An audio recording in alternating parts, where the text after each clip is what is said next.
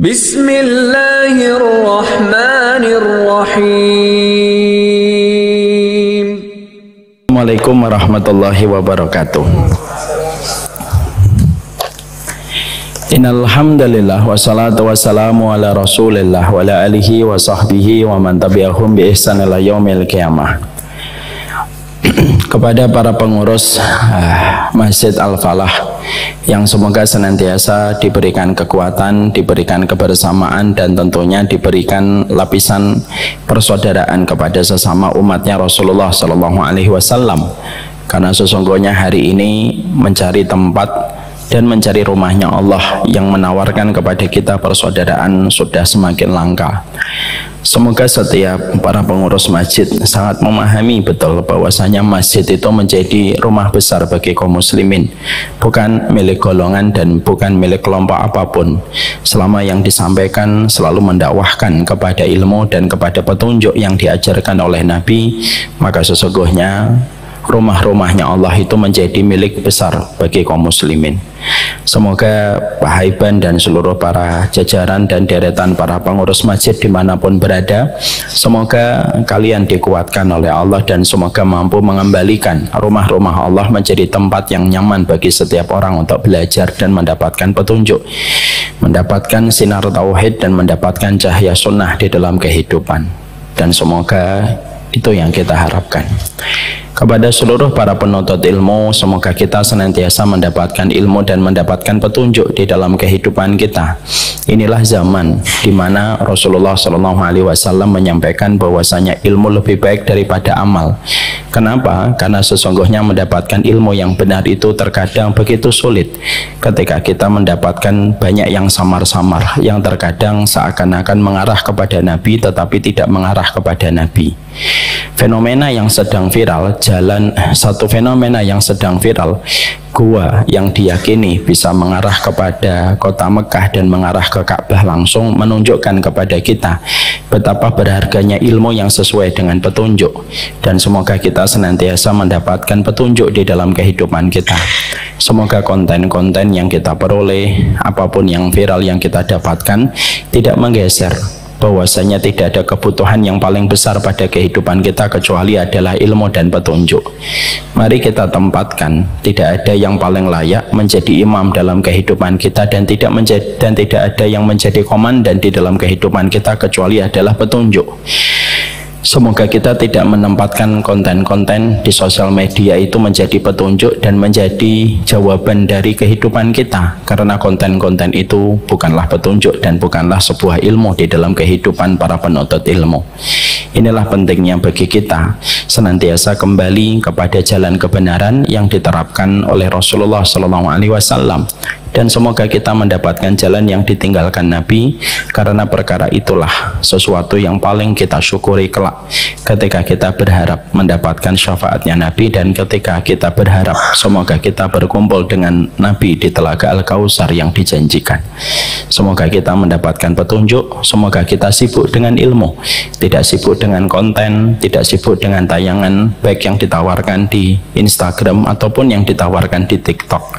Kadang-kadang apa yang dibuat di TikTok ataupun yang kita lihat di Instagram dibuat bukan untuk menjadi sebuah petunjuk, tetapi terkadang justru memberikan kepada kita perkara yang samar-samar. Semoga kita terhindar dari perkara yang samar-samar dan kita mengembalikan landasan kehidupan kita kepada ilmu dan kepada apa yang ditinggalkan oleh Nabi. Alhamdulillah, tentunya senantiasa kita bersyukur kepada Allah atas setiap nikmat yang Allah berikan pada perjalanan kehidupan kita. Terutama yang sangat kita syukuri adalah kenikmatan ketika kita didudukkan di taman ilmu. Jangan pernah kita anggap remeh ketika kita berkumpul di taman ilmu.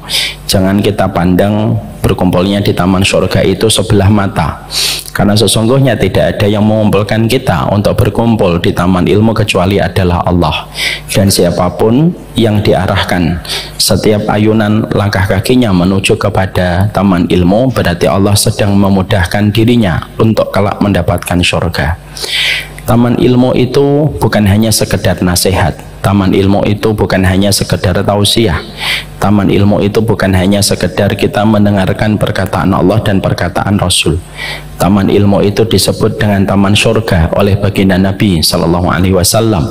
Kenapa taman ilmu disebut taman surga? Karena orang yang dibolak-balikkan hatinya, digerakkan jiwanya untuk datang ke taman ilmu, berarti Allah sedang mensinkronkan hatinya dengan getaran surga yang ada di taman ilmu. Inilah yang menjadikan kita bersyukur. Imam Ibnu Qayyim di dalam kitabnya I'lamul Muwaqqi'in juz yang pertama, beliau mengatakan sesungguhnya yang mendapatkan ilmu lalu mereka senantiasa ikhlas di dalam perjalanan mereka mendapatkan ilmunya, maka mereka selamat dari dua kesesatan. Kesesatan Yahudi ketika paham ilmunya tapi tidak mau beramal. Kesesatan Nasara yang mereka memiliki semangat tetapi tidak memiliki ilmu. Inilah yang menjadikan kita senantiasa bersyukur. Kalau bukan karena ilmu, kita tidak akan paham bahwasanya riba itu haram. Kalau bukan karena ilmu, kita tidak akan tahu bahwasanya mensolihkan diri kita itu lebih dulu sebelum kita mengharapkan anak kita solih. Kalau bukan karena ilmu, kita tidak akan pernah tahu bahwasanya maksiatnya kita berdampak kepada maksiatnya anak kita. Kalau bukan karena ilmu, kita tidak akan pernah memiliki energi kesabaran menghadapi suami kita dan menghadapi istri kita, karena sabar pun tidak bisa dibentuk dengan karakter semata, karena kesabaran pun harus dibentuk dengan ilmu. Inilah yang menjadikan kita bersyukur kalau kita terus ditambahkan ilmu pada perjalanan hidup kita, karena tidak ada yang membuat kita duduk di taman ilmu kecuali adalah Allah semata. Yang membuat kita duduk di sini bukan karena bosan di rumah. Yang membuat kita duduk di sini bukan karena tidak ada program yang menarik pada waktu di Rabu malam, tapi membuat kita duduk di sini bersama itu semata-mata karena Allah. Semoga kita paham hikmah apa yang Allah berikan ketika kita diarahkan oleh Allah untuk duduk di taman ilmu. Ada yang hikmahnya supaya dari bodoh menjadi paham. Ada yang hikmahnya supaya yang tidak sabar menjadi sabar. Mungkin hikmahnya ada yang mungkin sedang mabuk kebayang dengan dunia, lalu diarahkan duduk di taman ilmu supaya dia mulai sadar kehidupan kampung akhiratnya. Hikmahnya macam-macam, tapi apapun hikmahnya, mari kita syukuri. Nikmatnya ilmu adalah sebuah kenikmatan besar, lebih besar daripada kenikmatan duniawi yang dikumpulkan oleh setiap manusia. Ada perkataan bagus dari seorang ulama besar namanya Syekh Utsaimin. Beliau mengatakan at-tasbihatul wahidah khairum minad dunya wa ma fiha. Kalau kamu mengucapkan tasbih sekali saja, hatinya ikhlas, subhanallah, tidak ada yang kamu harapkan kecuali Allah yang kamu agungkan dan kamu sucikan. Kamu mengucapkan tasbih sekali itu lebih baik daripada dunia dan seisinya. Kenapa? Karena sekalinya ucapan tasbih kita yang ikhlas didasari pada ilmu, maka tasbih itu digores oleh malaikat raqib, dan apapun yang digores oleh malaikat raqib tidak ada yang bisa menghapusnya. Tsunami tidak bisa menghapusnya, gempa tidak bisa menghapusnya, banjir tidak bisa menghapusnya, tornado tidak bisa menghapuskannya. Tapi bangunan apapun yang dibangun oleh arsitek, setinggi apapun, sedalam apapun cakar ayamnya menghujam ke bumi, pada dasarnya dunia itu pasti bisa rusak dengan musibah alam. Tapi tidak terjadi pada setiap amal yang kita lakukan. Makanya duduknya kita di taman ilmu, mengucapkan tasbih di waktu zikir kita, dan seluruh ketaatan kita itu pada dasarnya dia lebih kuat daripada besi, dia lebih berenergi daripada nuklir. Karena kalau sudah kita diterima amalnya, walaupun mengucapkan tasbih satu kali, maka sesungguhnya dunia dan seisinya tidak akan bisa untuk menghapuskannya, kecuali kita sendiri yang menghapuskannya dengan amalan-amalan penghapus amal kebaikan. Inilah yang menjadikan kita bersyukur. Semoga kita senantiasa bersyukur di dalam kehidupan kita, yang lapang syukurnya, yang dalam sabarnya, yang luas ridhonya. Dalam hidup itu cuma 3 perkara. Kalau kita lapang syukurnya, dalam sabarnya, dan lapang ridhonya, tidak ada jarak antara kita dengan surga kecuali kematian. Itulah dahsyatnya syukur, sabar, dan ridho. Kalau Rasulullah SAW mengatakan barang siapa yang membaca ayat kursi, tidak ada batasan antara dirinya dengan surga kecuali kematian. Sama, siapapun yang dia dalam sabarnya, lapang syukurnya, luas ridhonya, tidak ada jarak antara dirinya dengan surga kecuali kematian. Semoga kita tebal syukurnya, dalam syukurnya, dan yang pasti semoga kita ridho apapun takdir yang kita peroleh di dalam kehidupan kita. Takdir itu tidak ada yang salah. Yang salah itu kalau kita tidak punya ilmu untuk membaca takdir yang Allah berikan kepada kita dengan satu hikmah yang terbaik. Semoga Allah jadikan kita sabar, syukur, dan selalu ridho. Bapak yang semoga Allah rahmati dan Ibu, kita pada kesempatan hari ini masih melanjutkan perenungan dan tadabbur surat Al-Maidah 83. Rabbana amanna faktubna ma'asyahidin. Ya Allah, sesungguhnya kami beriman dan tetapkanlah kami sebagai orang yang menepati kebenaran sampai kami meninggal dunia. Pembahasan kita pada pertemuan yang terakhir masih membahas tentang bagaimana kita mendeteksi hidayah yang ada pada kehidupan kita. Karena hidayah itu harus kita deteksi supaya kita paham apakah betul kita sudah mendapatkan hidayah, supaya kita tahu bagaimana perjalanan hidup kita. Jangan sampai kita merasa bodoh terhadap diri kita ketika tidak paham detektor hidayah pada kehidupan kita. Kalau kita ingin tahu paru-paru kita masih bagus, mungkin salah satunya yang paling sederhana, kalau kita mampu menahan nafas sampai 30 detik atau menahan nafas sampai 50 detik, berarti paru-paru kita masih bagus. Kalau bapak-bapak menahan nafas 2 hari, ya itu insya Allah meninggal dunia. Tapi kalau kita menahan nafas itu 60 detik atau 50 detik, berarti paru-paru kita masih bagus. Itu namanya mendeteksi sehatnya paru-paru. Kalau ada orang pengen melihat bagaimana kualitas organ tubuhnya, maka bisa dilihat ketika dia mengeluarkan air seni. Kalau air seninya bening, berarti dia tidak dehidrasi. Kalau dia mengeluarkan air seni kok sampai kuning sekali, berarti dia dehidrasi. Itu merupakan pendeteksi bagaimana kita melihat kita ini kekurangan cairan ataukah tidak. Kalau kita pengen tahu jantung kita masih bagus ataukah tidak, maka bisa kita lihat detak jantung kita. Kalau ternyata kita lari, detak jantung kita masih di bawah 150 per detik, 150 per menit, berarti jantung kita masih bagus. Itu merupakan deteksi ketika kita ingin memeriksa dehidrasi, memeriksa paru-paru, ataupun memeriksa jantung kita. Maka sama pula ketika kita ingin tahu apakah kita masih memiliki hidayah ataukah kita sudah dapat hidayah atau belum, sebelum kita bicara panjang lebar bagaimana kita menjaga diri dari perkara yang bisa mencabut hidayah pada kehidupan hati kita, maka kita harus benar dulu apakah kita sudah tahu apa itu indikator hidayah yang ada pada kehidupan kita. Jangan sampai kita salah berprasangka, kita menyangka sudah mendapatkan hidayah padahal kita belum mendapatkan hidayah. Atau jangan sampai seseorang itu merasa tidak mendapatkan hidayah padahal dia mendapatkan hidayah di dalam perjalanan hidupnya. Maka itulah yang menjadikan kita harus paham sebesar apa kita melihat hidayah pada diri kita. Jangan sampai kita mudah ketika kita menghakimi orang lain, tetapi kita justru buta dan justru kita rabun terhadap diri kita sendiri. Hasan Al-Basri mengatakan, tanda orang yang baik itu adalah orang yang pandai melihat dirinya, tetapi dia rabun ketika melihat orang lain.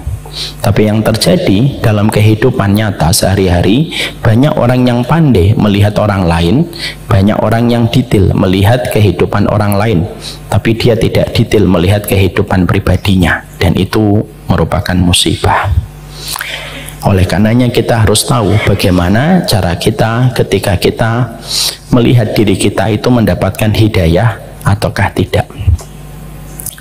Kemarin kita sudah membahas, setidaknya ada 2 pembahasan yang kita bahas, sehingga ketika nanti kita sudah mendapatkan hidayah, hidayah itu kita pegang, Kita gigit dengan gigi geraham kita dan kita bawa hidayah itu sampai mati. Jangan ditukar dengan apapun, karena menukar hidayah tidak ada yang rugi kecuali pelakunya. Ada dua tandanya hidayah yang sudah kita bahas. Yang pertama yang sudah kita bahas adalah orang yang mereka itu mendapatkan hidayah, mereka mencintai ilmu, sehingga mereka menyibukkan ilmu dan menyibukkan dengan petunjuk. Mereka tidak mengentertain dirinya berlebihan. Mereka tetap mendapatkan hiburan, tetapi tidak menjadikan hiburan itu merupakan tujuan di dalam kehidupan, karena mereka mencintai ilmu, mereka mencintai petunjuk, dan mereka sangat membenci kebodohan, dan mereka tidak suka berdebat kalau mereka mendapatkan ilmu. Mereka tidak demonstratif ketika mereka mendapatkan ilmu, tetapi justru setiap mereka mendapatkan ilmu, mereka tambah merasa bodoh, dan semakin mereka bertambah bodoh, semakin mereka menikmati duduknya mereka pada taman ilmu, dan semakin menikmati setiap dia menambah hafalan terhadap firman-firmannya Allah. Itulah orang-orang yang pertama kali mendapatkan hidayah, ya. Tapi kalau ada seseorang yang hidupnya itu dominan dengan entertain, dominan dengan hiburan setiap waktunya, tidak betah dia duduk di taman ilmu, tidak pernah mau mendekat kepada orang yang sholih, dan tidak pernah berkebutuhan secara langsung untuk menambah referensi pada kehidupan dirinya supaya dia paham dan supaya dia mengerti.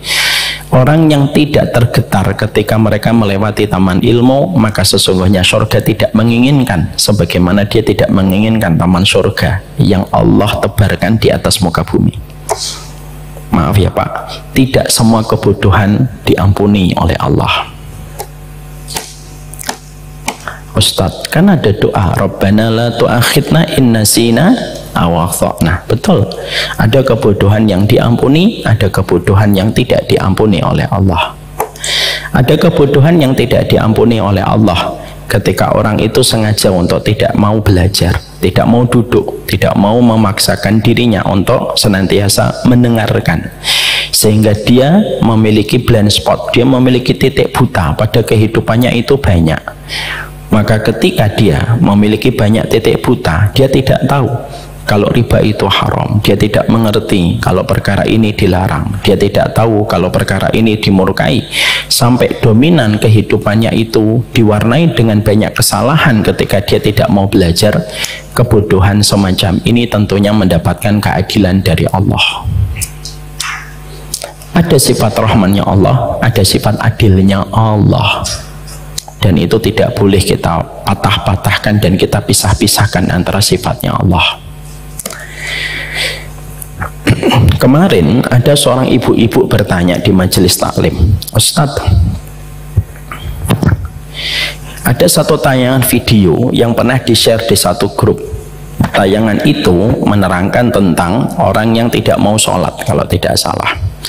Dikomentari di dalam video itu, kalau kamu tidak mau sholat, bukan kamu yang tidak mau sholat, mungkin Allah tidak mau ditemui oleh dirimu ketika kamu tidak melaksanakan sholat. Lalu sang ibu bertanya, ada di antara grup yang komen, Ustadz, kok Tuhannya umat Islam itu kejam ya, tidak mau ditemui sama hambanya, katanya sifatnya Rahman dan sifatnya Rahim. Pertanyaan beliau, gimana cara saya menjawab itu? Kata beliau yang pengen menjawab, saya yang ditanya. Ya nggak apa-apa, saya jawab. Apa yang kita jawab dari pertanyaan itu, memang betul Bu, bahwasanya Allah itu memiliki sifat Rahman dan sifat Rahim yang Allah berikan kepada setiap hamba yang Allah kehendaki, dan Allah memberikan kasih sayangnya itu kepada setiap hambanya. Tapi kita harus ingat, sifat Rahman dan sifat Rahimnya Allah itu tidak berdiri sendiri. Di situ ada sifat keadilan Allah. Kalau ada orang yang tidak mau sholat, maka pada dasarnya sebenarnya dia pun masih disayang sama Allah. Apa tanda Allah sayang kepadanya walaupun dia tidak sholat? Yaitu ketika Allah masih memberikan nafas kepadanya dan masih memberikan kehidupan kepadanya. Bapak bermaksiat di kamar, saya bermaksiat di kamar, oksigennya itu masih dikirim sama Allah walaupun di dalam kamar kita sedang bermaksiat. Apa kurang sayangnya Allah sama kita? Tapi ketika orang terus-menerus dia ketika tidak melaksanakan ketaatan, di situ ada sifat keadilan Allah. Sifat keadilan Allah itu apa? Allah bedakan antara mereka yang berusaha mendekat kepada Allah dengan mereka yang tidak pernah berusaha mendekat kepada Allah. Kalau orang hanya memahami keadilan Allah tetapi tidak memahami sifat Rahman dan Rahimnya Allah, kita cenderung kaku ketika kita melihat orang yang berdosa, seakan-akan dia menjadi penduduk neraka selama-lamanya. Tapi kalau kita hanya mengandalkan sifat Rahman dan sifat Rahimnya Allah tapi lupa keadilan Allah, terkadang kita menggampangkan dosa dengan beranggapan bahwasanya Allah itu memiliki sifat Rahman dan sifat Rahim. Sifatnya Allah itu sempurna difahami, tidak boleh sepotong-sepotong, dan itu berbahaya. Saya pernah mendapati, Bapak dan Ibu, kisah nyata bagaimana ada seseorang wanita yang ketika beliau hijrah, beliau ditemani oleh seseorang yang seakan-akan menisbatkan dirinya sebagai orang yang paham agama. Karena wanita ini betul-betul ingin untuk bertobat, maka ketika ditemani laki-laki ini yang seakan-akan paham agama, tentunya senang sekali. Tapi justru malah berzina. Maka wanita ini mengatakan bahwasanya ketika dia diajak berzina, pada waktu diajak berzina, dia pun sebenarnya sudah mengingkari perbuatan zinanya dan berkata, loh, saya ini maunya hijrah kok malah diajak zina. Tapi apa perkataan laki-laki itu? Perkataan laki-laki itu justru mengatakan, tidak apa-apa, Allah itu maha Rahman, Allah itu maha pengampun. Dan akhirnya terjadilah zina. Ini merupakan pil pahit kalau kita memahami sebagian dari sifatnya Allah tetapi melupakan sebagian dari sifat Allah yang lain. Apa kaitannya dengan masalah kebodohan, Ustaz? Kita harus paham, ini juga sama. Banyak orang yang mereka beralasan, alah saya bodoh nggak apa-apa, nanti kan Allah mengampuni saya. Ada kebodohan yang diampuni, ada kebodohan yang sulit untuk mendapatkan ampunan dan rahmat. Kalau dia benar-benar sengaja untuk bodoh. Kenapa Allah tidak gampang mengampuni orang yang bodoh? Maaf ya Pak, kalau setiap orang yang bodoh akan diampuni oleh Allah dengan mudah, keadilan Allah hilang. Kita yang belajar memperbaiki diri, ada yang sedang menghafalkan An-Naba, nggak hafal-hafal Pak, disamakan dengan orang yang tidak pernah mau belajar, sifat keadilan Allah hilang. Ada yang belajar surat Al-Kafirun, dan ingat-ingat ujungnya. Itulah yang sering saya katakan, Al-Kafirun cita rasa Al-Baqarah.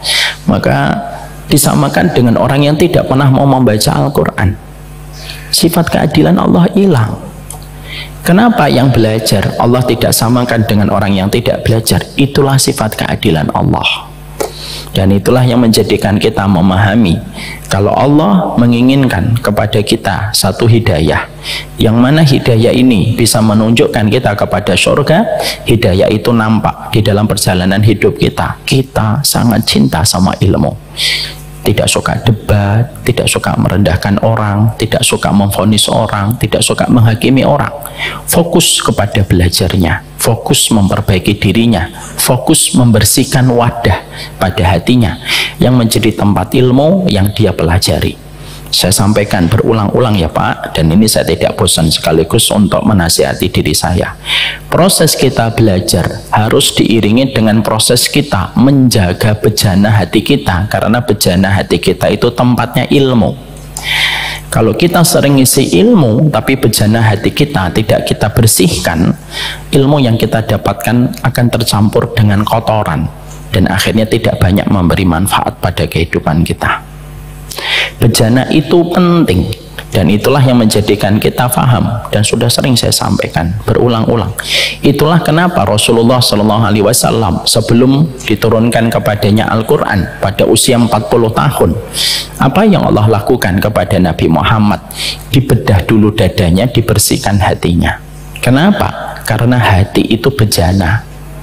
Tempatnya Al-Quran di hati, bejananya. Tempatnya ilmu di bejana, tempatnya hadis, tempatnya di bejana. Kalau kita tidak menjaga bejana hati, kita akan mudah ilmu kita kotor, dan ketika kotor tidak memberikan manfaat dalam kehidupan kita. Mempersiapkan anak kita hafal Quran itu penting, tapi mempersiapkan hati yang akan menampung Quran yang dihafalkan itu lebih penting. Kenapa? Bapak tidak takut sama hadis aksaru munafiqi hadhil ummah qurra'uha, kebanyakan munafik umatku adalah mereka yang hafal Al-Quran. Ini bukan berarti nanti kita nuduh loh ya Pak ya. Orang yang hafal Quran itu mulianya besar, kita mungkin tidak mampu menandingi. Tapi bagaimanapun orang yang menghafal Quran memiliki pekerjaan paling berat, menjaga akidahnya, menjaga hatinya, menjaga jiwanya. Karena batasan antara keimanan dan kemunafikan bagi penghafal Quran itu tipis. Makanya kalau kita bercita-cita menjadikan anak kita hafal Al-Quran, pastikan bejananya bersih. Jangan bosan untuk mengingatkan anak kita. Kalau anak-anak Bapak berada di rumah-rumah Quran, berada di pondok, berada di kutab, ingatkan anaknya tiap waktu, nak, menghafalnya bukan untuk nilai. Menghafalnya itu supaya kamu lebih simpatik kepada orang lain, lebih empati kepada ibumu, lebih hormat kepada gurumu. Menghafalkan Quran bukan berarti menjadikan kamu tidak memiliki hati yang baik. Itulah bejananya. Kenapa ada orang yang asalnya lembut tapi setelah ngaji menjadi kasar? Bejananya kotor. Bapak pernah mendapati orang yang asalnya tidak ngaji, baik sama bapak, lembut sama bapak, kalau ngomong begitu memperlihatkan attitude yang baik, soft spoken gitu ya ngomongnya. Tapi setelah dia ngaji justru malah kasar, mencibir bapak, setiap bapak ngomong dipotong sama omongan dia. Ada, kita temukan orang semacam itu. Kenapa? Padahal dia sudah ngaji, bejananya kotor. Dan akhirnya semua yang tertampung di bejana hati yang kotor, maka seluruh yang ada di dalam bejana itu menjadi kotor. Bapak punya piring 7 hari tidak dicuci, lalu kita menuangkan soto, sotonya jadi kotor. Bapak menuangkan itu seroto Banyumas. Gimana kabar seroto kita? Oh, pekan depan kita tinggal 1 kali ya Pak Ramadan. Oh dia, aduh. Insya Allah pekan depan kita makan seroto. Masya Allah, Insya Allah. Bapak yang tidak hadir tolong absen mulai sekarang. Masya Allah, pekan depan kita makan seroto, Insya Allah. Tadi saya ngomong apa ya kok seroto ya? Kok saya lupa? Oh iya piring. Makanya ketika kita piringnya kotor Pak, mau dikasih soto akhirnya tidak kemakan, mau dikasih seroto juga tidak akan kemakan, mau dikasih ayam kampung pun juga kita jijik memakannya. Kenapa? Yang salah bukan sotonya, yang salah bukan serotonya, yang salah itu bejananya dan piring yang kotor yang tidak kita bersihkan. Itulah pentingnya kita memahami bahwasanya karakteristik orang yang mendapatkan hidayah yaitu adalah ketika mereka senantiasa mencintai ilmu. Semoga kita mencintai ilmu yang menjadikan kita tidak menikmati debat, tidak menikmati penghakiman dan pemvonisan. Itu kerjaannya ulama Pak. Tidak usah ikut campur pada sesuatu yang tidak kita pahami. Selama dalam koridor Ahlussunnah wal Jamaah kita hormati dan kita berikan respek, walaupun mungkin kita tidak memilih pendapat itu. Yang kedua yang kita sudah pahami adalah orang yang mendapatkan hidayah itu senantiasa selektif di dalam mereka bekerja. Artinya mereka menjadi orang yang penuh kehati-hatian ketika sudah menyikapi dunia, sebagaimana dunia diibaratkan di dalam surat Al-Kahfi sebagaimana air. Dan ketika kita mendapati ada permukaan lantai, ada airnya, bukankah kita berhati-hati supaya kita tidak terpeleset? Ya, karena memang air itu gampang menggelincirkan. Saya kemarin pulang dari umrah Pak, karena saking rindunya saya sama anak-anak saya dari pesawat agak sedikit berjalan cepat. Akhirnya ada lantai basah, saya lewatin, jatuh saya. Artinya bahwasanya di situ kita belajar. Setelah itu saya sadar, oh Masya Allah, benar ya kata Allah. Allah itu menyerupakan dunia itu kayak air, karena terkadang begitu mudah menggelincirkan. Maka sesungguhnya disitulah orang yang mereka itu mendapatkan hidayah, dia tetap bekerja, dia tetap maksimal ketika mereka itu bekerja, tetapi mulai selektif di dalam mereka itu memilih pekerjaan. Hatinya lebih sensitif terhadap perkara yang haram, hatinya lebih aware terhadap perkara-perkara yang syubhat. Dan akhirnya dia betul-betul berhati-hati kalau sudah berkaitan tentang masalah harta, karena dia paham sumber sunnah itu salah satunya ketika mendapatkan harta yang betul-betul halal. Ini sudah kita bahas panjang lebar. Sekarang kita bahas yang ketiga. Tanda yang ketiga, Pak, orang yang mendapatkan hidayah pada perjalanan hidupnya itu apa yang dirasakan olehnya? Orang itu ketika mendapatkan hidayah pada hatinya, maka sesungguhnya akan muncul di permukaan hatinya itu sifat zuhud di dalam dia menyikapi perjalanan hidupnya. Maaf Bapak, zuhud itu bukan berarti compang-camping. Zuhud itu tidak identik dengan kemiskinan. Zuhud itu tidak identik ketika kita tidur di gubuk reot yang ketika hujan deras atapnya terbang dan akhirnya basah. Sesungguhnya zuhud itu tidak identik dengan kemiskinan. Kalau zuhud itu adalah kemiskinan, berarti orang kaya itu berdosa, karena orang kaya dipastikan tidak zuhud. Tapi sesungguhnya zuhud itu bukanlah masalah materi. Zuhud itu bukan penampilan fisik, tetapi zuhud itu amalan hati. Dan orang yang mereka mampu memiliki hati yang zuhud hanya dimiliki sama orang yang mereka itu sudah tercelup hatinya, sudah tersibghah jiwanya dengan sifat zuhud. Sehingga ketika orang sudah mendapatkan hidayah, hatinya tidak lagi menjadi hati materialisme, hatinya tidak lagi menjadi hati kapitalisme. Tetapi sesungguhnya kalau orang sudah mendapatkan hidayah, hati materialisme dan hati kapitalisme sudah berganti dengan hati yang zuhud. Dan zuhud itu penampilan hati, amalan hati, bukan penampilan fisik. Jadi jangan lagi kita mengatakan kalau nanti melihat Pak Haiban pakai sarung yang sobek-sobek gitu, wah Masya Allah, Pak Haiban zuhud. Tapi kalau ada orang ketika memakai bagian bagus lalu kita komen, tidak zuhud sama sekali.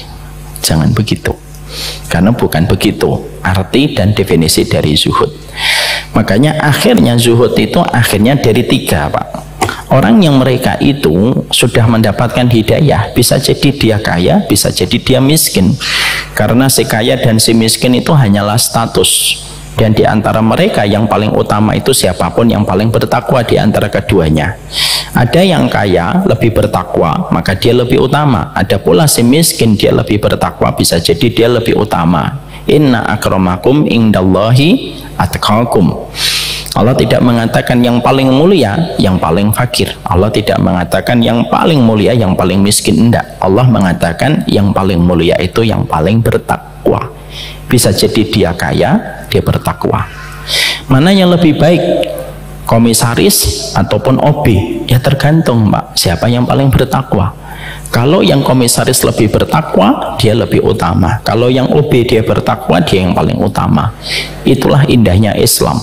Tidak terpengaruh dengan jabatan, tidak terpengaruh dengan penilaian dan pencapaian material, tetapi hanya melihat kepada kondisi ketakwaan. Sekarang mari kita lihat, kalau orang betul-betul zuhud yang menjadi tanda orang itu mendapatkan hidayah, kondisi zuhud itu tidak terpenuhi kecuali dengan tiga konsep atau tiga definisi. Ini berdasarkan rujukan kepada pendapatnya Ibnu Rajab dan Imam Ibnu Qayyim yang dirangkum di dalam kitab Tazkiyatun Nufus oleh para ulama salaf. Gimana itu hati yang zuhud itu, Ustaz? Hati yang zuhud itu yang pertama, dia lebih yakin kepada apa yang Allah katakan lebih besar daripada apa yang dikatakan oleh manusia. Ini yang pertama, Pak. Jadi kalau orang sudah mendapatkan hidayah, keyakinan dia kepada Allah itu jauh lebih besar daripada keyakinan dia kepada perkataan manusia di sekelilingnya. Walaupun manusia mengatakan apapun, walaupun manusia menyampaikan yang viral apapun. Itu orang yang sudah zuhud. Terapannya, contohnya konkret dalam kehidupan itu gimana? Kalau ada orang ketika dia ingin membeli mobil, dan ketika dia membeli mobil itu, maka ada dua pilihan yang ada pada hidupnya. Dia pakai riba atau dia harus nabung. Kalau pakai riba langsung cepat. Kalau nabung, dia tidak tahu kapan bisa membeli mobil itu. Maka dia lebih yakin kepada apa yang halal, lalu tidak tertarik kepada yang riba. Orang berkata, istrinya berkata, suaminya berkata, anaknya ngomong, tetangganya ngomong, abangnya ngomong, adiknya ngomong, bodoh kamu itu, beli mobil sudah tahu gaji kamu cuma segitu, kok nunggu tabungan? Sampai kapan kamu beli mobil? Tapi orang itu tetap tersenyum dan berkata, kalau mobil itu milik saya pasti datang dengan cara yang Allah tetapkan. Itu zuhud.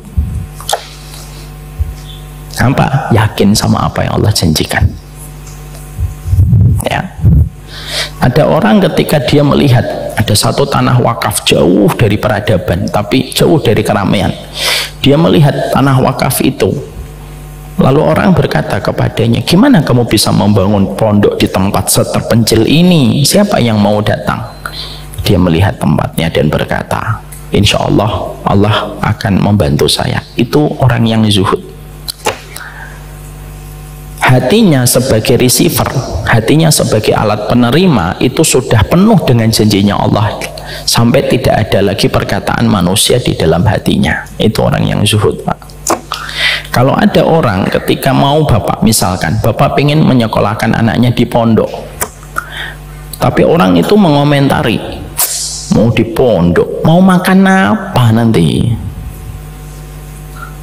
Hari gini mau di pondok, mau sekolah S1 aja nganggur kok. Sekolah S1 tuh nganggur.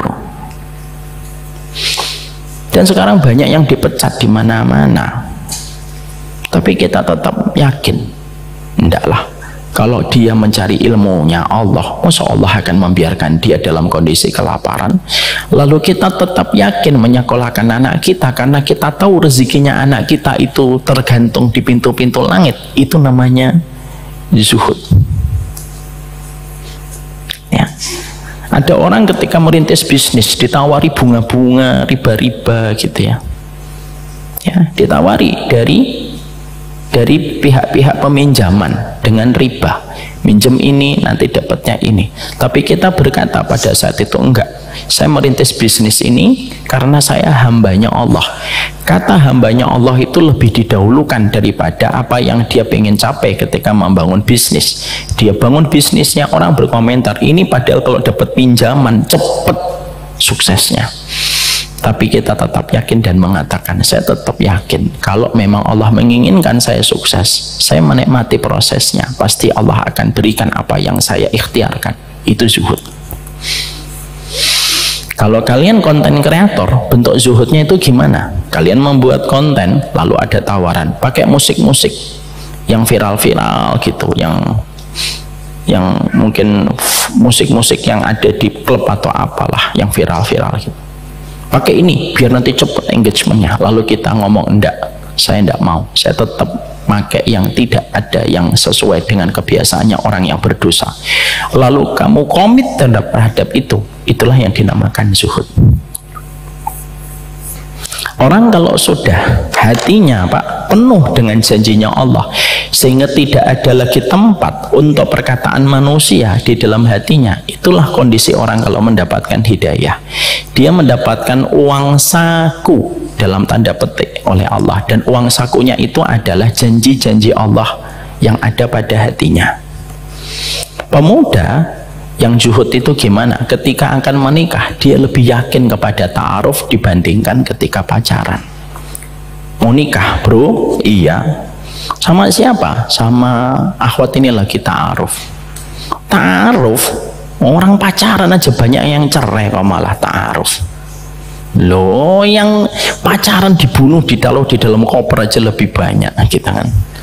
Makanya kalau ada orang yang berkata menikah itu mengerikan, alah mbak, Lihat tuh orang yang pacaran lebih mengerikan. Habis zina ditaruh di dalam koper. Kenapa sih tidak ada yang mengatakan kalau pacaran itu mengerikan? Ada pemuda ketika nikah dia ta'aruf. Maka sesungguhnya ketika teman-teman yang komen, halah ta'aruf kayak beli kucing dalam karung. Perempuan baik-baik malah dikira kucing. Kalau saya bapaknya saya datang. Anak perempuan dijaga baik-baik dibilangin kucing. Emang yang kamu harapkan apa? Kamu bawa anak putriku modal kopi terus kamu pegang tangannya, kamu cium pipinya, enak aja hidup. Handphone aja nggak mungkin saya titipkan ke kamu, apalagi anak putriku. Kadang-kadang kita ini aneh, Pak. Kita tidak mungkin menitipkan emas kita 1 kilo, tapi kita menitipkan anak kita sama orang yang tidak punya komitmen apa-apa sama anak kita. Itulah dahsyatnya pacaran, membuat kita itu seakan-akan menganggap itu biasa. Lalu pemuda yakin, saya tetap ta'aruf, saya nggak ingin pacaran. Itu namanya zuhud, Pak. Pacaran tuh nggak jelas, ya kan? Walaupun terkadang dibumbui dengan bumbu-bumbu syar'i. Besok jangan lupa ya kajian. Iyalah lah. Cie. Kamu lagi apa? Aku lagi ruko, kan gitu. Kamu lagi apa? Aku lagi sujud. Ini gimana sih? Orang pacaran begitu. Ada seorang pemuda ketika ditanya, kamu memang maunya kayak mau ta'aruf, lalu dia yakin pada proses itu, kalaupun ada terjadi perceraian, ketika sudah terjadi ta'aruf, dia tidak menyalahkan syariat pernikahannya. Maka itulah yang disebut dengan zuhud. Dan maaf ya Pak, sekarang itu di media sosial, di handphone itu, di Instagram itu sedang viral tagline, marriage is scary. Pernikahan itu mengerikan, menyeramkan. Saya tuh heran, banyak orang melihat selebgram atau melihat artis pacaran, tidak pernah memperlihatkan komitmen syariah, lalu nikah, lalu terjadi perselingkuhan, lalu akhirnya orang rame-rame membuat tagline, pernikahan itu mengerikan dan menyeramkan. Loh, yang kamu lihat orang yang tidak memperlihatkan syariat, kenapa yang kamu salahkan itu pernikahannya? Makanya akhirnya disitulah kita kembali. Jadi zuhud itu proses kemantapan hati kita untuk selalu yakin kepada janjinya Allah. Makanya siapapun di antara manusia ketika pada kehidupannya lalu dia yakin kepada apa yang dijanjikan oleh Allah lebih besar daripada keyakinan yang ditawarkan oleh manusia, maka sesungguhnya dia dalam kondisi sudah zuhud. Ketika dia mengatur tokonya, lalu dia tahu bahwasanya pegawainya laki-laki, lalu dia tetap menyuruh nanti kalau waktu sholat dulu ya, tidak apa-apa ditinggal sebentar untuk sholat. Lalu mungkin orang berkata, loh tokomu ini gimana, setiap waktu adzan nggak ada yang jual? Iya, lagi sholat. Emang nggak rugi? Lalu dia yakin mengatakan enggak. Itu namanya zuhud, Pak. Dan itu bisa jadi ditampilkan sama orang kaya dan bisa jadi ditampilkan orang yang tidak kaya. Jadi setiap orang yang hatinya sudah penuh dengan janji-janjinya Allah, itulah orang yang mereka itu berkriteria zuhud, walaupun dia kaya raya. Nabi Sulaiman itu zuhud, walaupun beliau memiliki kerajaan yang tidak mampu ditandingi seluruh manusia sampai hari kiamat. Tapi sesungguhnya Allah mensifati Nabi Sulaiman dengan perkataan dan panggilan yang indah, innahu awwab. Sesungguhnya Sulaiman itu hambaku yang selalu menyerahkan diri kepada diriku, bertobat. Itulah yang menjadikan yang pertama konsep pada kehidupan manusia ketika dia mendapatkan hatinya zuhud, yang menjadi ciri khasnya orang yang mendapatkan hidayah, dia selalu mendengar janjinya Allah kalau dia mendapatkan persoalan-persoalan di dalam kehidupannya. Itu yang harus kita dapatkan. Ada kisahnya Pak, Ibnu Umar. Ibnu Umar itu beliau pernah kecewa sama istrinya, lalu ditinggalkan istrinya. ketika beliau meninggalkan istrinya dalam kondisi gondok, Pak, marahnya itu memenuhi hatinya, ya wajar. Bagaimanapun setiap manusia pasti pernah merasakan konflik di dalam rumah tangga. Maka beliau datang ke Masjid Nabawi, dan ketika datang ke Masjid Nabawi, tiba-tiba beliau mendengar seseorang membaca surat An-Nisa 19. Tolong dibaca, Pak Haiban. Mari kita baca sebentar. Dibuka ininya saja, Google aja, An-Nisa 19. Wahai orang yang beriman, tidak halal bagi kamu mewarisi perempuan dengan jalan paksa, dan janganlah kamu menyusahkan mereka, karena hendak mengambil kembali sebagian dari apa yang telah kamu berikan kepadanya, kecuali apabila mereka melakukan perbuatan keji yang nyata. Ya, teruskan. Belum selesai itu, Pak. Satu ayatnya, Pak. Belum selesai. Wa ashiruhunna bil ma'ruf.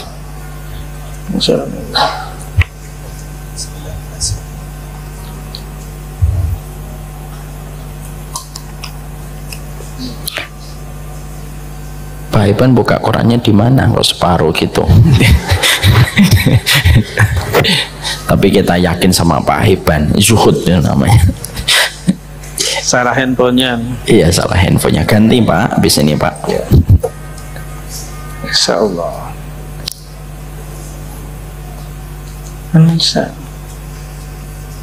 Astagfirullahaladzim. Ini.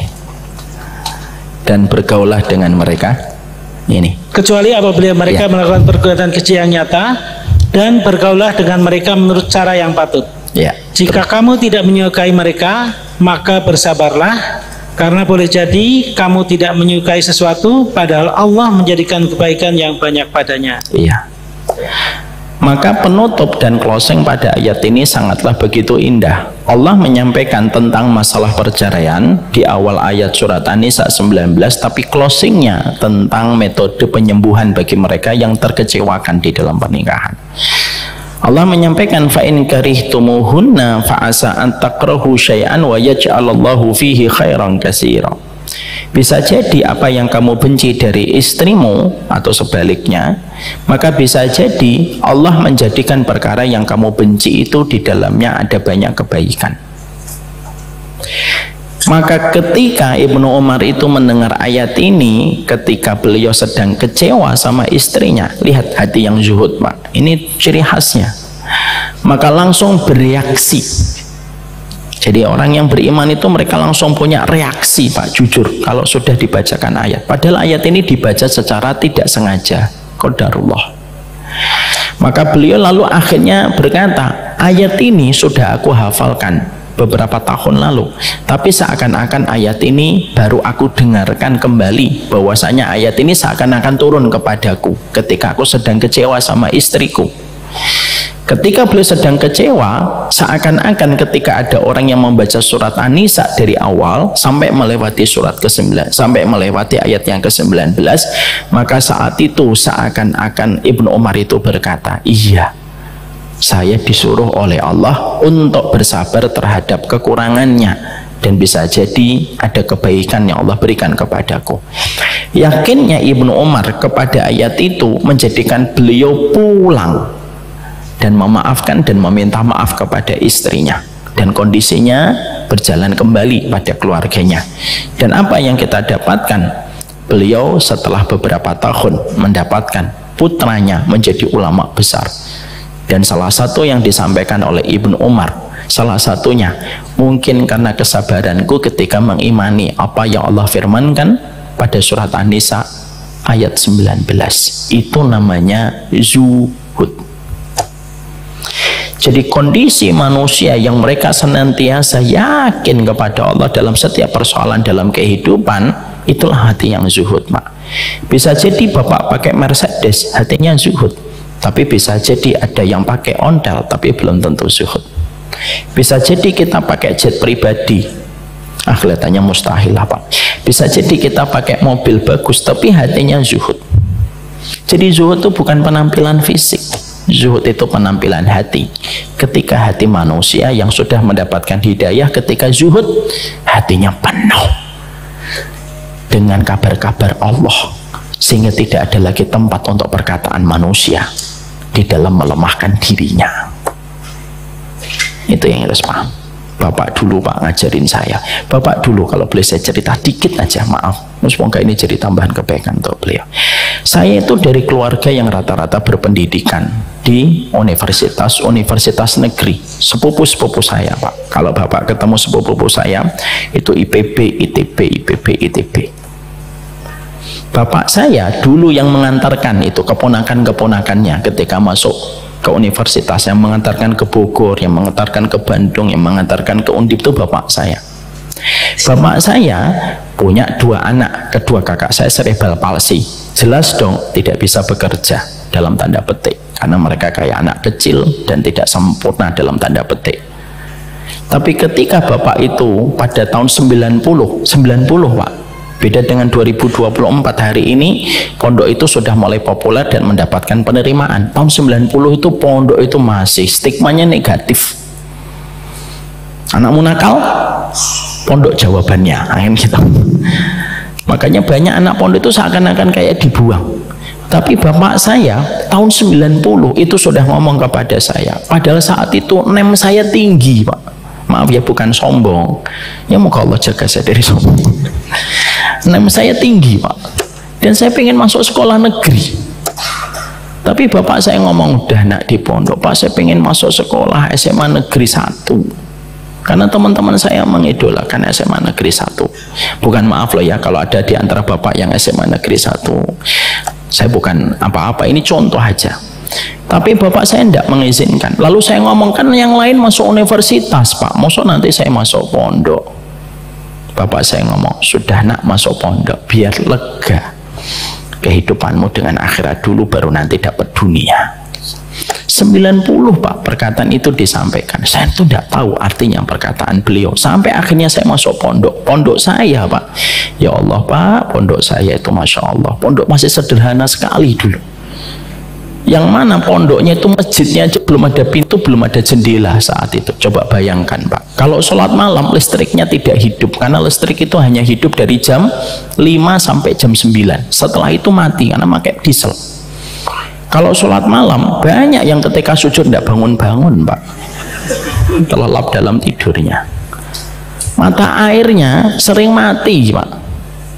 Kalau makan tempe, tempe kami itu disebut dengan tempe silet, saking tipisnya tempe dan melukai tenggorokan kita. Bapak jangan senyum, Bapak berarti bergembira di atas penderitaan saya. Itu pondok saya. Loh, pondok saya itu kemarin saya cerita di masjid mana gitu. Saya tuh pernah Pak sahur Pak, sahur. Puasa Senin Kamis itu kalau di pondok diwajibkan untuk santri.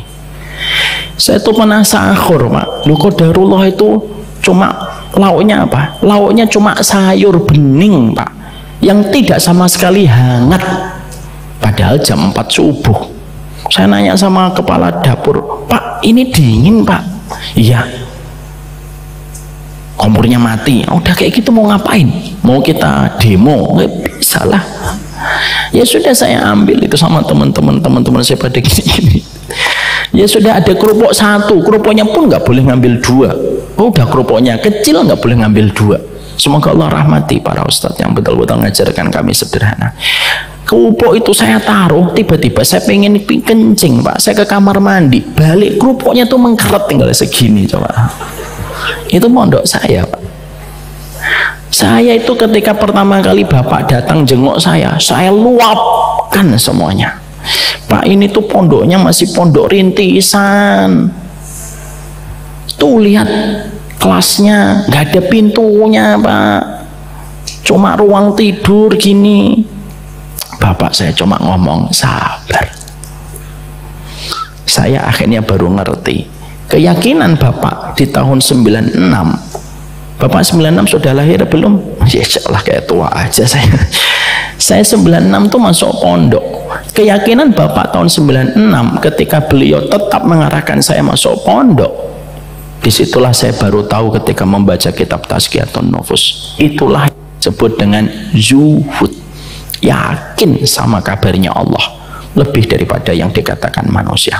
Bude-bude saya itu ngomong sama Bapak, Ruk, bapak saya namanya Faruk. Kamu yakin kalau anak kamu dipondokkan gitu? Yakin gitu. Minta itu dipondokkan gitu. Iya gitu. Dan harga keyakinan itu selalu ada janji manisnya bagi mereka yang meyakini. Saya tidak pernah kekurangan dunia Pak sampai hari ini. Memang sih saya belum punya jet pribadi, tapi saya nggak kepengen gitu. Dan tidak punya uang juga. Makanya orang yang bahagia itu orang yang tidak punya uang tapi tidak punya keinginan. Nah itu bahagia insya Allah. Ya enggak? Makanya akhirnya kita itu enak Pak menerjemahkan kehidupan. Itulah yang dinamakan zuhud. Setelah kita memahami bahwasanya karakteristik orang yang mereka itu mendapatkan hidayah terletak pada sifat hatinya yang senantiasa zuhud, maka kita akhirnya betul-betul belajar bahwasanya keyakinan yang ada pada hati manusia terhadap apa yang Allah kabarkan jauh lebih yakin kepada apa yang Allah kabarkan daripada perkataan manusia. Apapun yang berkomentar kepada dirinya maka itulah ciri khasnya, dan itu merupakan karakteristik dari mereka yang telah dipilih hatinya untuk mendapatkan hidayah. Hal-hal semacam ini tentunya tidak gampang Pak, dan kita bangun sepanjang kehidupan kita dan menjadikan kita akhirnya paham menjadi mukmin itu sebenarnya sederhana. Menjadi mukmin itu adalah ketika kita selalu mendahulukan berita dari Allah daripada berita yang disampaikan oleh manusia. Nah inilah yang menjadikan kita memahami. Jadi kalau ada orang sudah yakin kepada apa yang dikabarkan oleh Allah, maka itulah orang-orang yang mereka itu zuhud, walaupun mereka tidak nampak pada penampilan fisik mereka. Bapak kalau bapak nanti menjaga putrinya bapak supaya putrinya bapak tidak pacaran, mungkin keluarga besar bapak mengatakan, anakmu kalau nggak pacaran gimana dapat jodoh? Lalu bapak tetap yakin dan mengatakan kepada keluarganya, jodoh itu tidak dekat dengan pacaran dan jodoh itu tidak jauh gara-gara tidak pacaran. Itulah ciri khasnya seorang bapak yang sudah selesai dengan keraguan menuju kepada keyakinan. Tauhid itu sederhana. Tauhid itu memiliki definisi yang banyak, tapi salah satu definisi dari tauhid itu dari ragu menuju kepada keyakinan. Makanya salah satu syarat dalam tauhid itu apa? Syarat tauhid itu ada 7. Salah satu syaratnya itu apa? Al-yakin, yaitu adalah keyakinan al-munafi lisyakki, yaitu keyakinan yang menjadikan kita tidak pernah ragu kepada Allah. Berita yang kita dapatkan dari Allah lalu kita yakin sepenuh hati tanpa keraguan, itulah diantara konsep hati yang zuhud dan sudah selesai dengan tauhidnya. Dan itulah perkara yang harus selalu kita bangun. Zuhud itu tidak penampilan fisik, zuhud itu tidak penampilan baju, zuhud itu tidak masalah rumah Pak. Zuhud itu adalah bagaimana hatinya orang tersebut sudah penuh dengan janjinya Allah, sehingga tidak ada lagi perkataan manusia yang mengganggunya dan meresahkan dirinya. Kadang-kadang kita itu khawatir dengan taklikot, kadang-kadang kita khawatir dengan komentar, lalu akhirnya kita ragu kepada apa yang Allah katakan, sehingga kita meninggalkan berita yang ada di sisi Allah dan lebih mengedepankan apa yang menjadi berita di sisi kebanyakan manusia. Ya, maka itu bukan sifat zuhud. Makanya bapak sekarang yang sedang merintis bisnis, yakin aja Pak, semuanya akan dibantu oleh Allah kalau kita yakin kepadanya. Yang kedua, kata Ibnu Rajab Al-Hambali, untuk menunjukkan bahwasanya kita adalah orang yang zuhud, yaitu adalah orang yang paling lapang hatinya ketika menyikapi setiap musibah yang terjadi pada hidupnya. Sehingga orang yang zuhud itu bukan berarti dia sepi dari ujian. Imam Ibnu Qayyim itu berkata, kenapa orang yang beriman itu diuji? Supaya kita merasakan arti khusyuknya mata kita ketika meneteskan air mata berharap kepada Allah. Kalau bukan karena ujian Pak, kita mungkin tidak akan meneteskan air mata mengharap kepada Allah. Coba kalau kehidupan kita gampang terus Pak, mungkin lama-lama kita akan lupa cara kita bersujud. Allah jadikan suami kita terkadang tidak sesuai ekspektasi kita, supaya kita tidak terlalu mencintainya dan tetap berharap bahwasanya Allah yang akan menolong perjuangan kita bersama keluarga kita. Kalau ibu mendapatkan suaminya itu terlalu sempurna, malah ibu nanti mencintai suaminya melebihi Allah, dan itu akan menjadi sebuah kegagalan kita di dalam menghambakan diri kepada Allah. Ujian itu harus ada supaya kita mampu meneteskan air mata berharap kepada Allah. Bukankah rintihan manusia kalau sedang diuji lalu meneteskan air mata, dia berharap kepada Allah? Bukankah itu air mata yang paling eksklusif dan merupakan air mata yang paling limited edition, sehingga Allah haramkan api neraka karena tetesan air mata yang kita merasakan khusyuk sampai kita meneteskan air mata kita. Makanya orang yang zuhud itu sikapnya kalau mendapatkan musibah, maka sesungguhnya musibah itu menjadikan dia tidak pernah keluar dari keridhaan. Makanya Imam Ibnu Qayyim mengatakan, inna fil jannati manzilatun la tunalu illa bisabri wasyukri waridha bil qada. Sesungguhnya di surga itu ada kedudukan yang tidak bisa didapatkan derajat kedudukan itu kecuali ketika kamu lapang hatinya, yang kecuali kamu itu luas syukurnya, dalam sabarnya, dan begitu lapang di dalam ridhonya. Dan salah satu orang yang mereka itu zuhud itu apa? Mereka sudah tidak lagi memasukkan dunia ke dalam hatinya, sehingga mereka tidak lagi kecewa karena dunia. Dan kalaupun musibah datang pada kehidupan mereka, ini yang paling susah, Pak. Kalau musibah datang kepadanya, tidak pernah dia ternoda hatinya dengan ketidakridhaan. Hatinya selalu ridho apapun yang Allah berikan kepadanya. Sehingga dia mengharapkan balasan itu tidak lagi dunia. Ini kan orang udah selesai dengan dunia kan. Coba Bapak nanti baca, kalau ada yang punya kitab Tazkiyatun Nufus, 3 ulama, Ibnu Rajab, Imam Ibnu Qayyim, sama Imam Al-Ghazali. Di situ diterangkan orang yang zuhud itu tidak lagi dunia berada pada hatinya. Dia keluarkan dunia, sehingga kalau dapat musibah, ya nggak mengharapkan dunia lagi, mengharapkannya sudah balasan di akhirat. Karena dia tahu balasan di dunia itu akan mendapatkan banyak pengaruh dari perjalanan waktu, tapi balasan di akhirat itu tidak akan pernah terkurangi dengan apapun, karena itu kekal abadi di sisi Allah. Sehingga ketika orang zuhud itu, bisa jadi ada orang kaya kehilangan 1 miliar, itu dia tidak sedih, itu zuhud dia, Pak. Dia keluarkan dunia dari hatinya. Ketika dia mendapatkan musibah, tiba-tiba stafnya nelpon, Bang, iya omset kita 1 miliar hilang. Ya enggak apa-apa, dunia. Orang yang sudah sedamai itu ketika menyikapi dunia, walaupun dia kehilangan 1 miliar, maka sesungguhnya dia merupakan orang yang telah mendapatkan cahaya zuhud itu menerangi hatinya. Kalau dia mendapatkan kerugian 1 miliar, maka dia selalu berharap semoga 1 miliar ini diganti oleh Allah nanti pada kehidupan di akhirat. Dia sudah tidak lagi terlalu tertarik untuk mendapatkan balasan duniawi. Itu orang yang zuhud, Pak. Sehingga musibah itu menjadi bagian yang tidak pernah menggelisahkan. Dia sedih, iya tetap sedih, tapi kesedihannya itu tidak menghilangkan ridho. Saya katakan ya Bapak, sedih itu bukan dosa. Sedih itu tidak apa-apa, Pak. Jangan mengatakan kamu sedih ya, kurang dekat sama Allah. Jangan gitu. Mulutnya jangan ketus sama orang. Nabi itu sedih, Pak, ketika kehilangan Khadijah.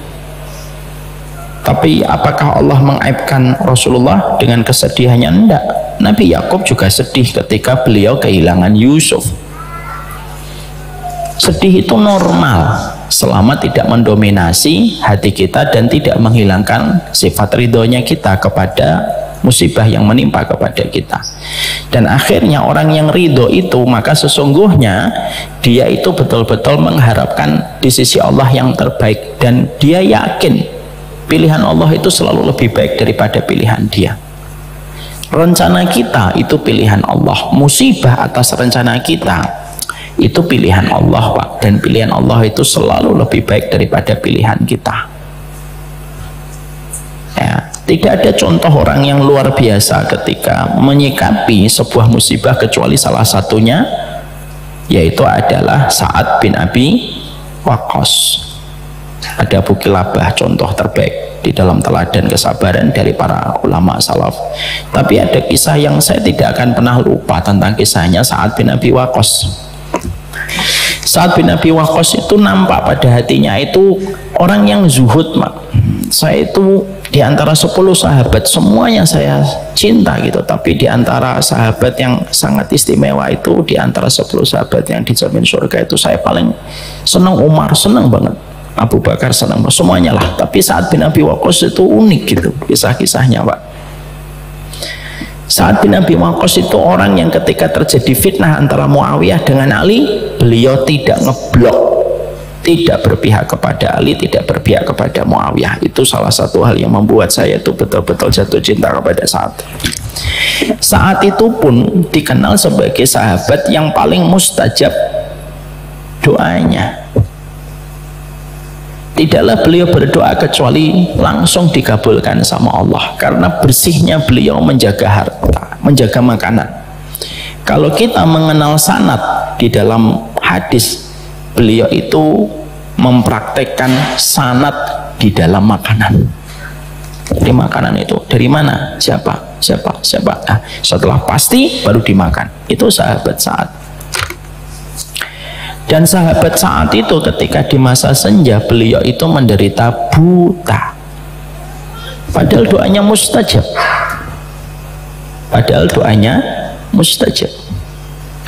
Dan tidak pernah ada satu kejadian doanya Sa'ad ditolak, tidak pernah, Pak. Ketika beliau difitnah sama Usamah bin Qatadah, didoakan, doanya semuanya terkabul untuk Usamah bin Qatadah ketika beliau didolimi. Ketika beliau pernah mendapati ada orang mencela Ali, beliau berdoa, mencela Ali jatuh dari kudanya sebelum beliau menurunkan tangannya.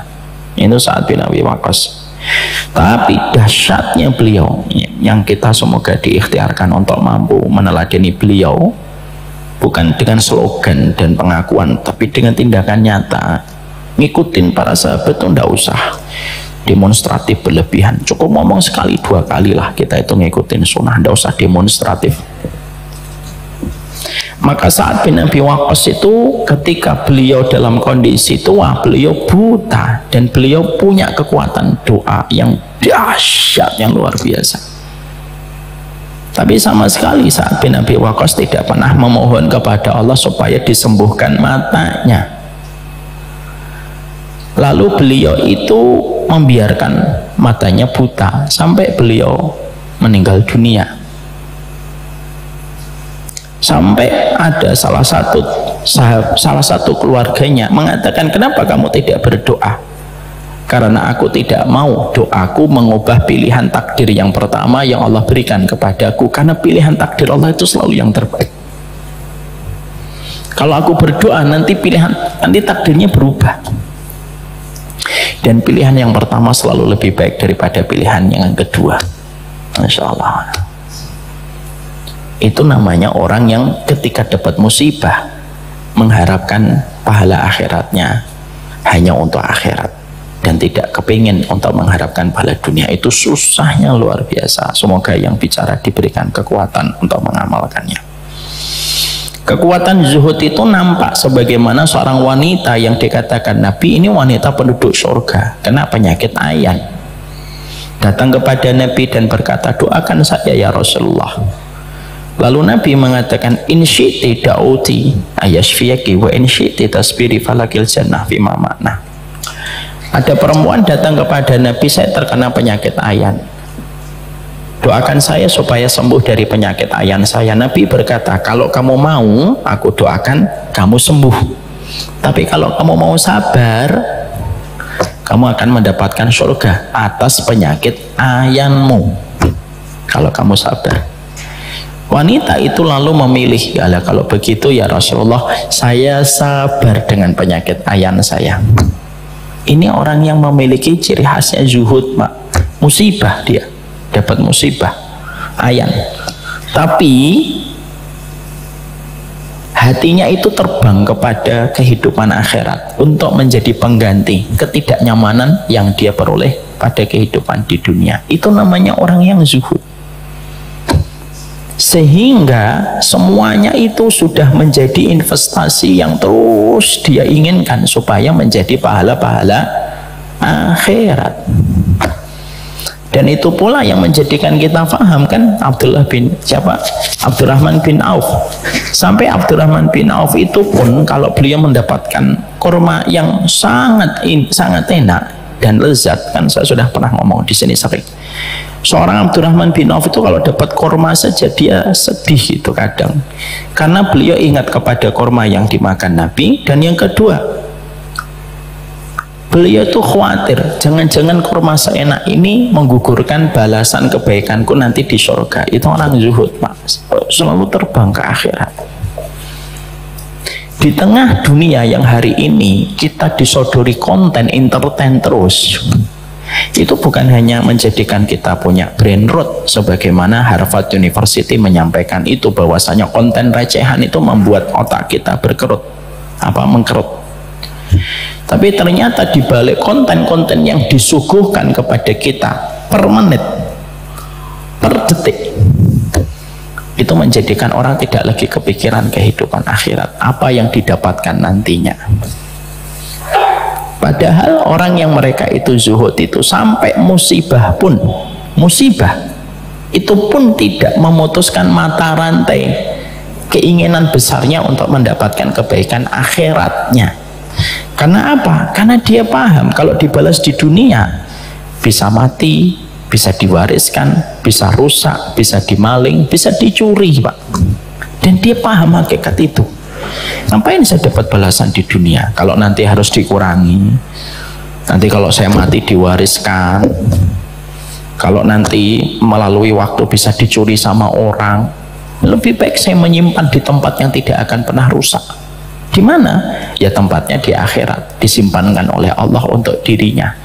Maka itu orang yang mereka itu zuhud, sehingga kalau musibah itu terjadi kepadanya, yang dia ingat itu akhiratnya yang dia ingat, dan menjadi prioritas di dalam dia menghubungkan musibahnya itu dengan akhirat. Orang itu dapat musibah banyak, Pak. Ada yang ridho dengan musibah banyak. Tapi orang yang ridho dengan musibah, sebagian ingin mendapatkan ganti di dunia. Tidak apa-apa, ganti di dunia itu tidak apa-apa. Cuma kriteria orang yang zuhud itu tidak lagi mengharapkan balasan di dunia, sehingga musibah yang menimpa kepadanya itu selalu dikembalikan kepada balasan akhirat yang akan dia peroleh. Akhirnya tenang, Pak. Mari kita melihat kisah nyata Abdullah bin Haram. Abdullah bin Haram itu bapaknya Jabir bin Abdillah. Ketika perang Uhud dimutilasi, Pak. Hidungnya hilang, kupingnya kepotong. Putranya namanya Jabir, makanya Jabir bin Abdillah. Beliau termasuk 7 sahabat di antara 7 sahabat. Beliau merupakan sahabat di antara 7 sahabat yang paling banyak meriwayatkan hadis dari Nabi. Salah satunya Jabir. Ada Nu'man bin Bashar, ada Jabir, ada Abdullah bin Umar, ada Abdullah bin Abbas gitu. Salah satunya Jabir. Ketika bapaknya gugur di peperangan, orang tua, Pak, renta yang sebenarnya sudah diizinkan Nabi untuk tidak ikut jihad, tapi maksa di perang Uhud. Maka ketika Nabi melihat Jabir, hiburan Nabi itu bukan hiburan di dunia, Pak. Nabi itu tidak menghibur dunia, Nabi itu menghiburnya akhirat. Tidak apa-apa Jabir nanti dapat ghanimah, enggak. Hiburannya itu akhirat. Ala ukhbiru kama kalamallahu abaka. Kamu pengen tahu nggak apa yang sedang dilakukan Allah ketika bicara dengan bapakmu yang hari ini pulang ke alam barzah? Bala ya Rasulullah, mau ya Rasulullah. Maka lama Allahu ahadan illa min wara'id hijabin wa kallama abaka kifahan. Allah itu kalau bicara kepada manusia sebelum hari kiamat selalu bicaranya di belakang hijab kalau menyambut orang-orang yang beriman. Tapi khusus ketika menyambut bapakmu, Allah itu berbicaranya kifahan. Kifah itu Pak, tidak ada sater, tidak ada hijab. Kalau bahasa Inggrisnya face to face, itu kifahan. Maka Allah bertanya kepada bapakmu, tamanna alayya u'tika, kamu minta apa aku kasih. Ya sudah dikasih surga ya Allah, minta apa aku kasih. Ya sudah, aku minta dihidupkan lagi, antuhyani fauqtalu fi kasanihatan, hidupkan saya lagi ya Allah supaya saya meninggal kedua kalinya ya Allah. Lah itu nggak bisa, bukan nggak bisa, itu ketentuan takdir yang tidak dilewati. Minta lagi yang lain, kabarkan kepada keluargaku apa yang engkau berikan kepada diriku. Allah menurunkan surat Ali Imran 169, wala tasabanna alladziina qutilu fi sabilillahi amwat bal ahyaun inda rabbihim yurzaqun. Jangan kamu ngira orang yang meninggal dunia itu mati, tapi mereka hidup di sisi Allah, dikasih rezeki. Hiburan itu membuat Jabir itu sumringah kembali. Itu balasan akhirat Pak, ya kan? Itu balasan akhirat tuh kayak gitu. Ada seorang perempuan, kalau nggak salah namanya Ummu Bashar, datang kepada Nabi. Dalam satu riwayat Imam Ahmad, datang kepada Rasul, ya Rasulullah, anakku meninggal di peperangan. Apakah dia di surga? Di surga. Dia di surga. Apakah dia berjumpa dengan keluargaku yang meninggal lebih dulu sebelum dia? Iya. Lalu Nabi melihat burung-burung di atas dahan pohon, cuma dalam riwayat itu tidak disebutkan pohon apa. Melihat burung-burung yang sedang kumpul, karena kalau di kota Mekah Madinah itu kan banyak burung Pak, banyak burung-burung yang sedang di atas dahan pohon itu. Nabi berkata, sesungguhnya anakmu berjumpa dengan keluargamu sebagaimana burung-burung ini berkumpul dengan burung-burung yang lain di atas dahan. Jawaban itu langsung membuat sumringah ibunya. Bapak tahu kebiasaannya Ummu Bashar? Ummu Bashar itu kalau ada anggota keluarganya yang meninggal dunia, maka dia berbisik, salam ya buat Bashar, semoga nanti kita menyusul. Itu namanya akhirat Pak. Makanya pas ketika kakak saya akan meninggal dunia yang cerebral palsy, saya ketika mentalkin sembari saya ngomong, salam ya Mbak buat bapak dan ibu, saya baik-baik aja, semoga insya Allah pada waktu yang ditentukan berjumpa kembali. Itu yang kita perhatikan dari kisah-kisah para sahabat Nabi. Itulah zuhud Pak. Musibahnya tetap besar, tapi harapannya berjumpa kembali itu besar Pak.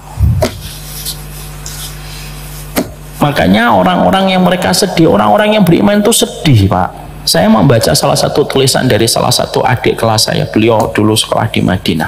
Beliau itu nulis bagus, kita itu orang Gaza itu kalau sedih justru mereka bangkit. Kenapa? Mereka berkata, kesedihan kami untuk membawa bekal kami menuju kepada surga. Kalau bukan sedih kami nggak bisa berjuang. Itu orang Gaza Pak.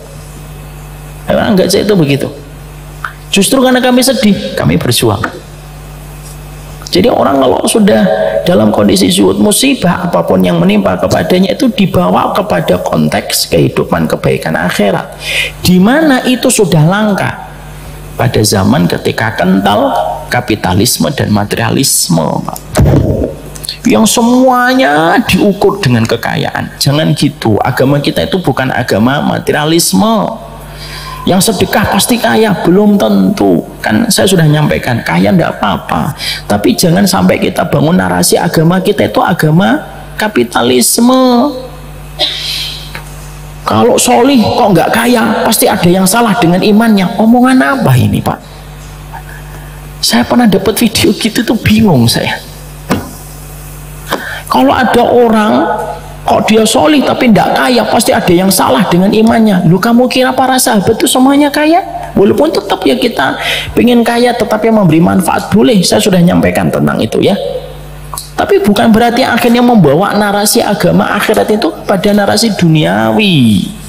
Ini bukan agama kapitalisme.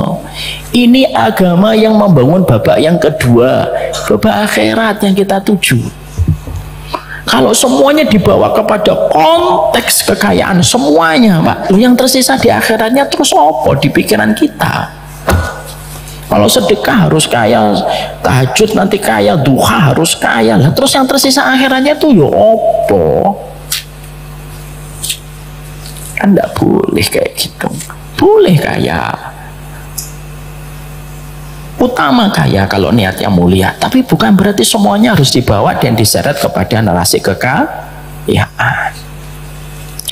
Menghadirkan kembali tentang akhirat ini, itu ciri khasnya orang yang zuhud dalam setiap menghadapi musibah. Kayak Ubay bin Ka'ab.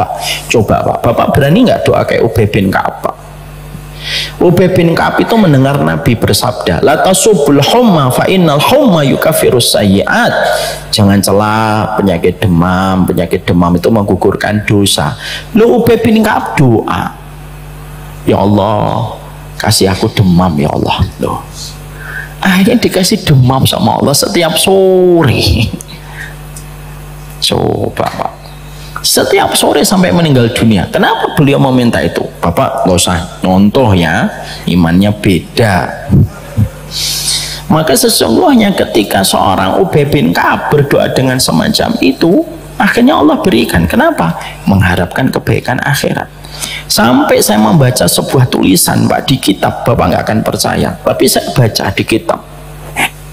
Sampai dulu para ulama dulu itu, sampai mereka itu kalau nikah kadang-kadang mereka lebih menerima istri yang akhlaknya buruk supaya mereka mendapatkan pahala yang besar ketika meninggal dunia. Berani nggak Pak? Nggak berani, insya Allah. Coba Pak, ini akhlak buruk Pak, kayak apa dunia? Lu sampai para ulama salaf, nanti saya lupa nyatet kitabnya itu. Ingetin saya pekan depan, saya ambilkan nasnya Pak.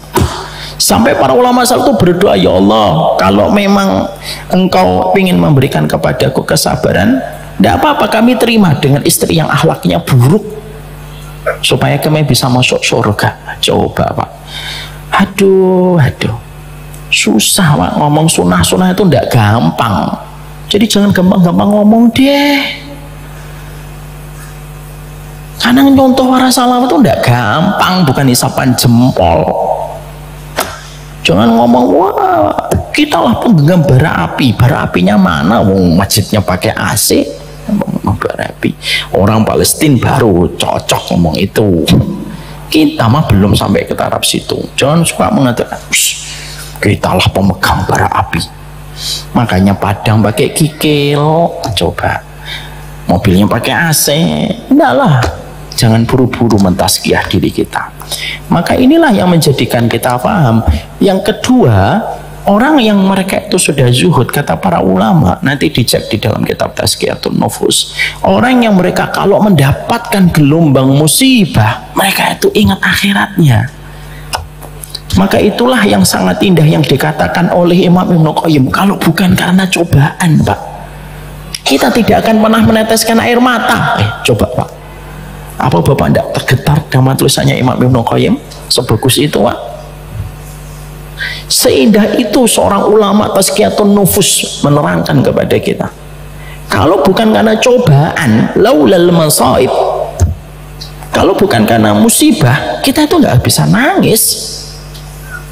Cuma karena ada musibah kita nangis.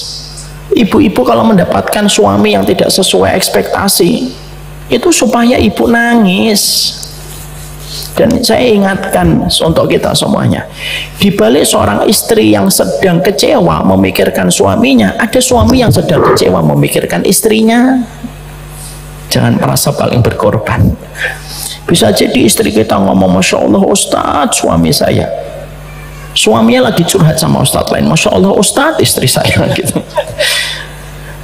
Karena semuanya itu menjadi versi terbaiknya diri kita masing-masing gitu. Yang menjadikan kita jauh itu kan setan Pak. Yang menjadikan kita lupa dengan kebaikan itu setan. Makanya kata Imam Syaukani ketika Allah menyampaikan wala tansawul fadla bainakum, kenapa Allah kasih nasihat di dalam surat Al-Baqarah di dalam pernikahan, jangan lupakan kebaikan, karena setan itu menjadikan kita suka dengan kebaikan pasangan kita. Kembali ke tadi, itu yang menjadikan kita paham. Yang kedua, salah satu sifat zuhud yang nampak itu adalah orang itu sudah selesai dengan dunianya, ketika dapat musibah tidak ada keinginan mendapatkan balasan duniawi kecuali balasannya itu akhirat.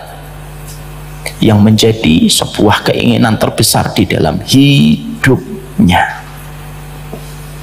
Kalau sudah ada hamba akhirat, gimana bisa menang, Pak? Orang Yahudi itu gimana bisa menang, Pak? Mereka berperang dengan orang yang mencintai kesedihan untuk membangun akhiratnya. Bangsa Yahudi itu Israel, gimana bisa menang, Pak? Mereka menghadapi satu bangsa yang mencintai kematian sebagaimana mereka mencintai kehidupan. Gimana bisa menang, Pak? Nggak bisa menang, Pak. Yakin saya.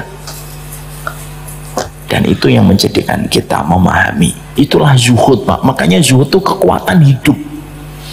Makanya zuhud itu sampai Rasulullah itu mengatakan, orang yang zuhud itu dicintai Allah. Karena orang yang zuhud itu sudah mengeluarkan dunia dari hatinya, sehingga tenang. Kalaupun ada satu masalah, dia akan melihat ini masalah duniawi atau akhirat. Kalau duniawi, ya sudah, ya sudahlah dunia. Mobilnya sedang berhenti di lampu merah, tiba-tiba dari belakang jebol. Ternyata yang nabrak tukang ojek, Pak, yang betul-betul nggak punya apa-apa gitu. Terus ngeliatin mobilnya, ya Allah, penyok. Udahlah dunia. Itu kayak gitu.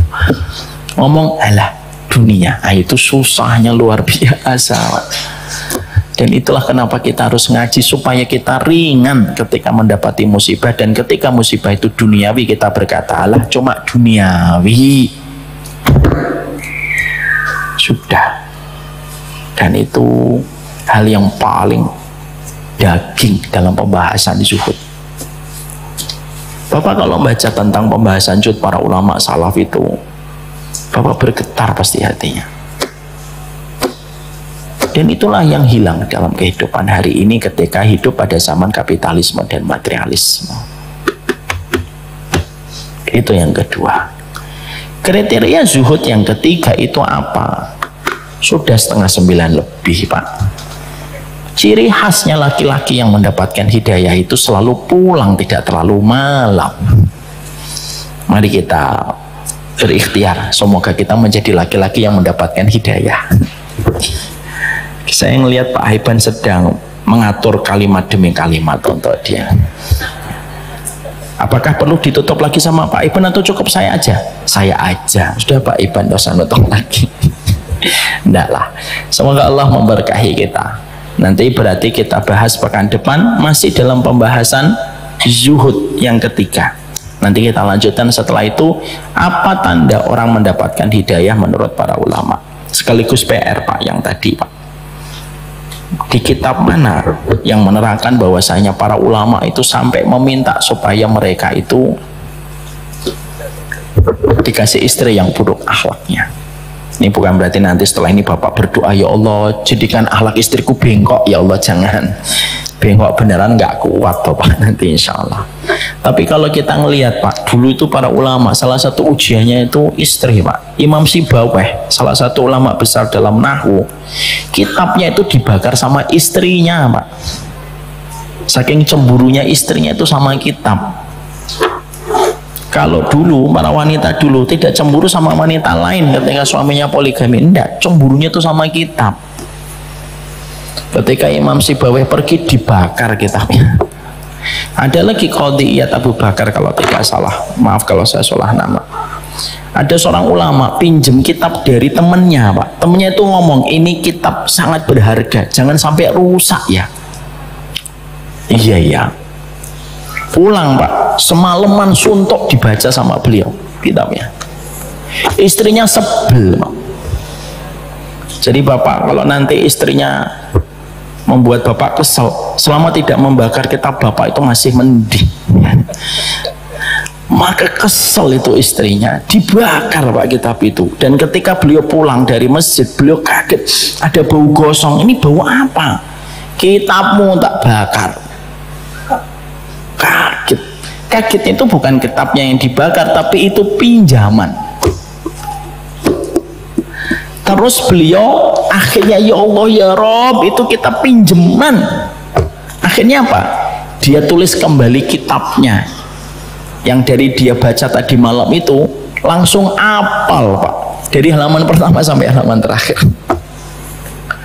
dan tidak ada yang salah dalam hafalannya Pak, sampai halaman terakhir benar. Lalu ngomong sama pemilik kitabnya, kitabmu dibakar sama istriku, tapi ini aku ganti, aku sudah hafal semua kitab yang aku pinjam darimu, aku tulis kembali. Masya Allah Pak. Dan ketika dicek gak ada yang salah Pak. Kita Pak, Masya Allah, ngapalin doa mending dicatat Pak, di pintu aja ketinggalan. Itulah bedanya kita Pak, tidak apa-apa. Mari kita belajar bahwasanya semoga kita dapat kebaikan. Wassallallahu ala nabiyina Muhammad. Semoga Allah berkahi kita, semoga setiap petunjuk yang kita amalkan, setiap sunnah yang kita ikuti tidak menjadikan kita sombong dan gampang untuk merendahkan orang lain. Ini yang dapat saya sampaikan, saya serahkan kembali. Ada pantunnya Pak Iban? Boten-wonten. Ya, ada. Beliau lagi mikir seroto pengadepan, jadi akhirnya pantunnya hilang. Barakallahu fiik. Kita doakan Pak Iban itu panjang umur dalam kebaikan, panjang umur dalam taat. Begini-begini beliau sudah punya cucu satu, insya Allah. Sudah punya cucu satu kan Pak ya, insya Allah.